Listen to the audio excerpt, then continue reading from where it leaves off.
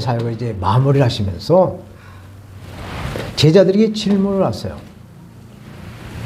제자 훈련을 이렇게 결산하는 데 있어서 딱 두 가지 질문은 굉장히 중요한 질문이에요. 마태복음 16장 13절에 이렇게 질문하시죠. 예수께서 빌립보 가이사라 지방에 이르러 제자들에게 물어 이르시되 사람들이 인자를 누구라고 하느냐? 사람들이 인자를 누구라고 하느냐? 라는 질문을 하십니다.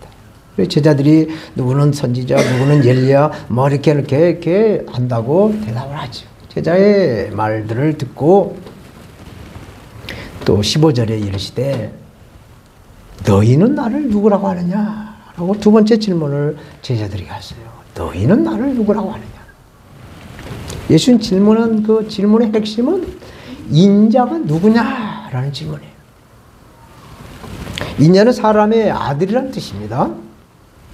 사람의 아들로 오신 자칭 그리스도라고 하는 자, 그가 도대체 누구인가? 오늘 본문은 예수님의 정체성, 아이덴티티, 정체성을 말씀하고 있어요. 저와 여러분께서도 각자의 그 정체성이 있어요. 자유 대한민국 국민으로 법을 지키며 또 국가에 대한 의무를 감당해야 되는 자유 대한민국 국민으로서의 정체성인 국가관이 투명해야 된다라는 것이죠. 또한 예수 그리스도를 믿는 성도로서 정체성이 있어야 합니다. 그리스도인이라는 정체성이죠. 그리스도인은 교회를 다닌다고 해서 그리스도인이 아니라는 이야기입니다. 그리스도인은 그리스도로 오신 예수님이 누구신가? 분명히 알고 믿는 신앙의 고백대로 이 세상에서 비그리스도인, 불신자들과 구별되는 거룩한 삶을 살려고 힘을 쓰고 애를 쓰는 사람을 그리스도이다라고 말을 하죠. 이것이 예수 그리스도를 믿는 저와 여러분들의 정체성이 되어야 될 줄로 믿습니다. 오늘 본문에서 말씀한 이 인자는 누구신가? 이 인자는 누구신가? Who is this Son of Man? 인자는 누구인가? 라는 제목으로 예수 그리스도를 증거하겠어요. 저처럼 이 인자는 누구냐? 헬라인들이 예수님에게 질문을 합니다. 인자는 누구냐? 34절 다시 한번 봅니다. 이에 우리가 대답하되 우리는 율법에서 그리스도가 영원히 계신다함을 들었거늘 너는 어찌하여 인자가 들려야 하리라 하느냐? 이 인자는 누구냐? 6월절이 다가오자 예수님은 이제 어린 나귀를 타고 성전에 있는 예루살렘 성에 입성하자 성전 순례를 하는 많은 인파들 가운데 헬라인 몇 사람이 예수님을 만나려고 예수님의 제자 빌립을 통해서 다리를 놓습니다. 그래서 빌립은 안드레와 함께 예수님을 찾아가서 헬라인들을 만날 수 있게 하죠. 예수님은 그들을 보시자마자 기다렸다라는 듯이 아주 중요한 말씀을 선포하세요. 지난 시간에 말씀했죠. 23절 인자의 영광을 얻을 때가 왔더라. 인자의 영광을 얻을 때가 왔도다 라고 선포를 하죠. 예수님이 십자가에서 온 인류의 죄를 대속할 때가 왔다 라는 말씀이에요. 그런데 헬라인들은 예수님이 이 말씀을 이해를 하지 못합니다. 헬라인들이 예수를 만나자마자 죽는다는 말에 또다시 질문을 해요. 도대체 누가 그리스도이고 왜 그리스도가 죽어야 하느냐? 이 질문입니다. 이 질문에 예수님은 대답하지요. 오늘 본문 35절 6절 예수께서 이르시되 아직 잠시 동안 빛이 너희 중에 있으니 빛이 있을 동안에 다녀 어둠에 붙잡히지 않게 하라. 어둠에 다니는 자는 그 가는 곳을 알지 못하느니라. 너에게 아직 빛이 있을 동안에 빛을 믿으라. 그리하면 빛의 아들이 되리라. 예수께서 이 말씀을 하시고 그들을 떠나가서 숨으신다고 말씀하고 있어요. 사도 요한이 요한복음을 기록할 때 예수님을 빛이라고 소개를 하고 있어요. 예수님이 빛이다 라고 말씀을 하고 있는 거예요. 요한복음 1장 9절에서 13절까지 말씀을 보면 찬빛 곧 세상에 와서 각 사람에게 비추는 빛이 있었나니 그가 세상에 계셨으며 세상은 그로 말미암아 지은 바 되었으되 세상이 그를 알지 못하였고 자기 땅에 오매 자기 백성이 영접하지 아니하였으나 영접하는 자 곧 그 이름을 믿는 자들에게는 하나님의 자녀가 되는 권세를 주셨으니 이는 혈통으로나 육정으로나 사람의 뜻으로 나지 아니하고 오직 하나님께로부터 난 자들이다 라고 말씀하시죠. 그리고 요한복음 9장 5절에도 보면 내가 세상에 있는 동안에는 세상의 빛이로다 라고 예수님이 말씀을 하고 계십니다. 예수님이 자신을 빛이라고 말씀하셨어요. 빛으로 이 땅에 오신 예수님은 이 세상의 어둠을 몰아내시는 일, 즉 사단, 마귀, 악하고 더러운 귀신의 이 세력을 몰아내기 위해서 예수님이 이 땅에 오셨다라는 말씀이시죠. 그러므로 저와 여러분들도 예수 그리스도를 믿음으로 이 세상에 살면서 어둠을 밝히시고 참 빛을 발하는 그리스도인이 되어야 된다라는 말씀이세요. 오늘 본문에서 특별히 저와 여러분들이 주시는 하나님의 말씀은 세상의 빛으로 오신 예수를 믿어라. 그리하면 빛의 아들이 된다 라는 말씀인 줄로 믿습니다. 사랑하는 여러분, 빛의 자녀로 살려고 한다면 우리가 어떻게 살아야 될까요? 어떠한 삶을 살아야 우리가 빛의 자녀로 삶을 살 수 있는가? 이것을 오늘 상고하는 시간이 되기를 바랍니다. 로마서 13장 12절에서 14절 이렇게 말씀합니다. 밤이 깊고 낮이 가까웠으니 그러므로 우리가 어둠의 일을 벗고 빛의 갑옷을 입자. 낮에와 같이 단정히 행하고 방탕하거나 술 취하지 말며 음란하거나 호색하지 말며 다투거나 시비하지 말고 오직 주 예수 그리스도의 옷을 입고 정욕을 위하여 육신의 일을 도모하지 말라 말씀하고 있습니다. 저 여러분들이 구원받는 하나님의 자녀로서 빛의 자녀로 살아간다는 것은 사도 바울의 로마서에서 말씀하신 것 같이 올바르고 정직하고 진실하고 의로운 삶을 살아가는 거예요.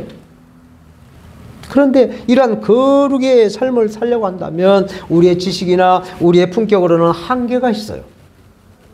우리의 노력으로는 한계가 있다는 이야기입니다. 강한 의지와 불같은 성령이 임해야 이러한 거룩한 삶으로 오직 하나님께 영광을 드릴 수가 있다라는 것이죠. 그러므로 저희 여러분들은 벌써 성령님을 항상 구하시고 항상 성령님을 찾으시고 항상 성령님의 두드려서 성령의 충만함을 받아야 빛의 아들로 하나님께 영광을 드릴 수가 있다라는 말씀이십니다. 오늘 본문 35절에 예수님이 헬라인들에게 아직 잠시 동안 빛이 너희 중에 있으니 빛이 있을 동안에 다녀 어둠에 다니지 않게 하라 말씀하세요. 빛이신 예수님이 이제 곧 십자가를 지고 골고다 언덕에서 죽으실 그런 것을 말씀하고 있어요. 그러하니 지금 당장 빛을 믿는 마음의 결단으로 어둠에 다니지 않도록 하라고 말씀하고 있습니다. 우리가 예수를 믿는 그리스도인으로 사는 길이 있죠. 성도로서 살아가는 길이 있습니다. 가장 그리스도인으로 살아가는 길은 간단하고도 심플하고 단순해요. 복잡하지 않습니다. 그리스도의 삶에는 본질과 비본질이 있어. 이것을 구별하는 지혜가 있어야 돼요. 본질인가 비본질인가. 그래서 본질에서는 절대로 타협하면 안 되는 거고 본질에서는 절대로 양보해서는 안 됩니다. 그러나 비본질에서는 모든 걸 다 져줘야 돼요. 양보해야 돼요. 그래야 관계가 원만합니다. 아무리 좋은 음식이거나 좋은 뭐 어떤 물건이 있다 해도 싫다고 하면 거기서 멈춰야 돼요. 각 사람이 좋아하는 것이 있고 싫어하는 것이 다 있어요. 이것을 우리는 인정해야 서로의 관계가 순조롭게 길을 가는 거예요. 이것을 분별하지 못하고 내가 좋다고 해서 다른 사람에게도 좋을 줄 알고 자꾸 권하는 것이죠. 싫다고 하면 멈춰야 됩니다. 그래도 주고 싶으면 그냥 주세요. 먹든지 말든지 그냥 주세요. 다른 사람 주지 말고 꼭 먹어라. 이것은 간섭이에요. 간섭. 간섭은 부부간에도 싫어하고 부모 자식간에도 싫어하는 것이 바로 간섭입니다.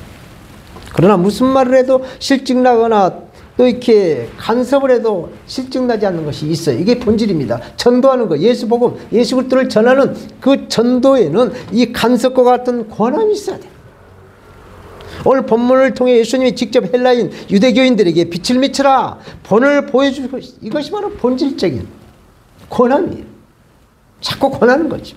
그래서 우리가 예수를 믿기 위해서는 보통 평균 전도를 7번 이상을 받았을 때 간섭을 7번 받았을 때 결단해서 예수를 믿는다라는 통계가 있어요.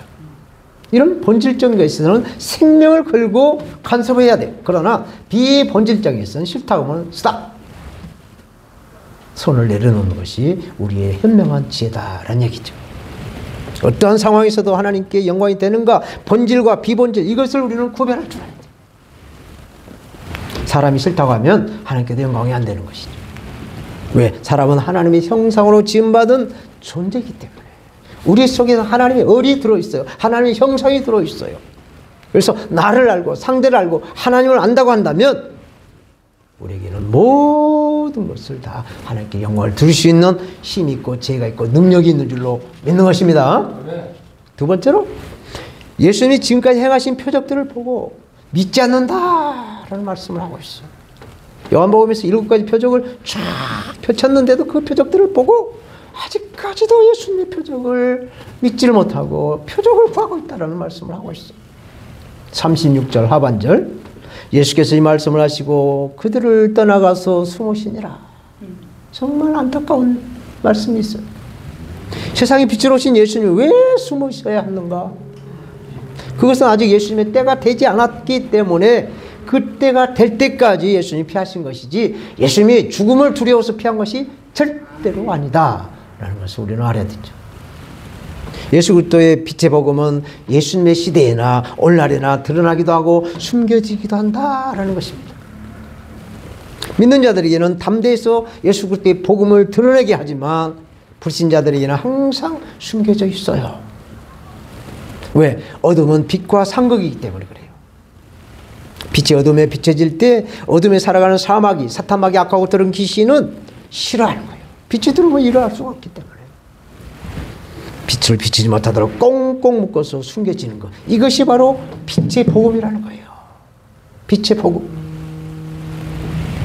예수님의 제자 가운데 유일하게 순교의 복음을 당하지 않고 에베소에서 복음을 기록한 로마 황제 토미니우스의 핍박으로 pat모섬에서 사도 요한은 보내고 주님의 품에 안긴 주님의 사랑받는 자가 바로 사도 요한이죠.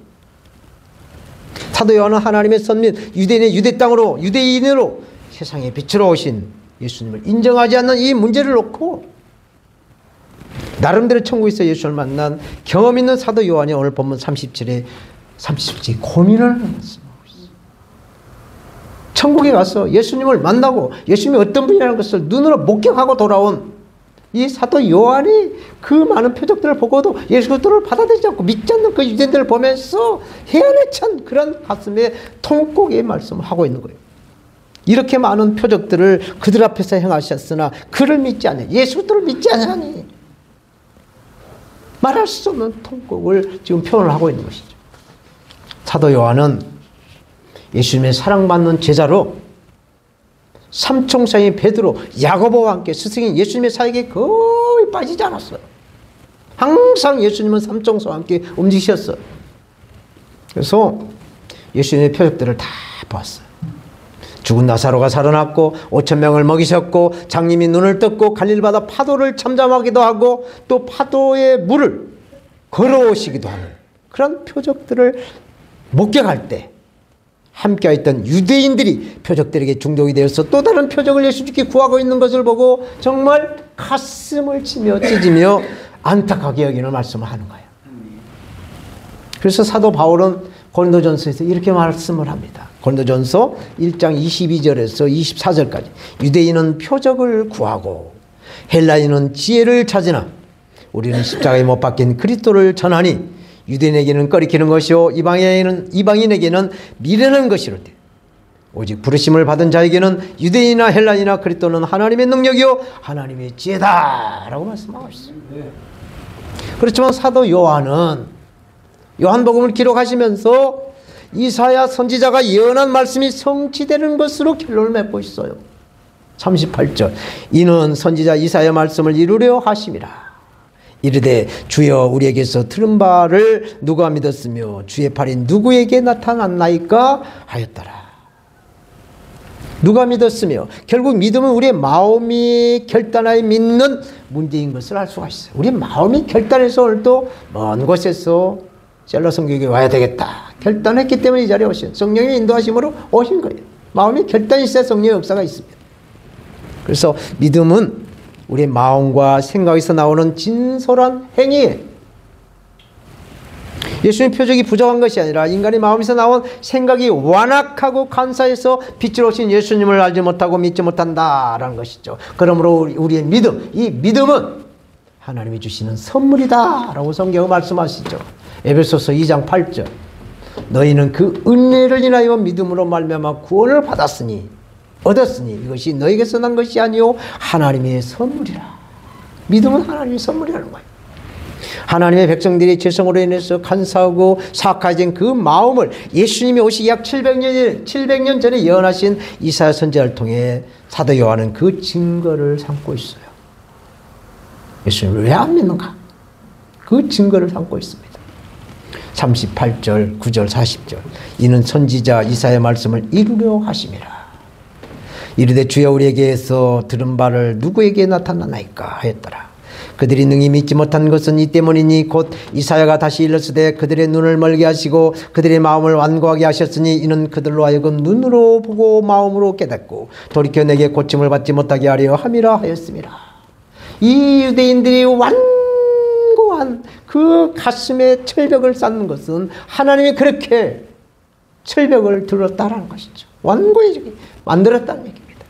38절, 40절 이 말씀에 38절과 40절 말씀에 유대인들이 예수를 믿지 못하도록 유대인들이 마음을 간사하고 악하게 하나님이 하셨다는 거예요. 그러므로 욥이 고백한 고백을 우리는 상고해야 돼요. 욥기서 1장 21절에 주신 자도 여호와시오 취하시는 자도 여호와시니 여호와의 이름이 찬송받을지어다. 모든 주권이 아버지 하나님께 있다라는 것을 우리는 믿고 아버지 하나님을 따라야 된다는 얘기죠. 주신 자도 하나님, 취하신 자도 하나님, 모든 주권은 하나님의 손에 달려있다라는 걸 믿어야 된다는 얘기입니다. 결론적인 말씀은 오늘 본문 42절에서 3절입니다. 그러나 유대인의 관원 중에 그를 믿는 자, 예수 그리스도를 믿는 자가 많이 있대. 바리새인들 때문에 드러나지 않게 말하지 못하니 이는 출교를 당할까 두려워하며라. 밥줄이 떨어질까 봐 두려워서 예수를 믿는다 말을 못한다는 얘기죠. 그들은 영광을 하나님의 영광보다 더 사랑하였더라. 두려움의 반대가 믿음이라는 것을 본문의 말씀을 통해서 우리를 깨닫게 해주고 있습니다. 우리는 우리의 믿음으로 무엇을 먹든지 마시든지 무엇을 행하시든지 하나님께 오직 영광을 드리시는 인재로우신 예수 그리스도의 사람들이 다 되셔야 될 줄로 믿습니다. 아멘. 기도하겠습니다. 하나님 아버지 감사합니다. 부족한 종의 인자는 누군가? 라는 대언 말씀을 했습니다. 하나님, 인재로우신 예수님, 사람으로 오신 예수님이 하나님이신가? 헷갈리지 않도록 우리에게 성령님을 통해서 담대한 믿음을 주셨사오니 사람으로 오셨던 하늘에 계신 하나님이시든 하나님은 하나님 참 인간이시오 참 하나님이신 예수 그리스도를 우리는 믿을 수 있도록 성령님 우리의 마음을 주장하시고 우리의 믿음을 주장하시고 온전케 하여 주시옵소서. 예수님의 이름으로 간절히 기도드리옵나이다. 아멘.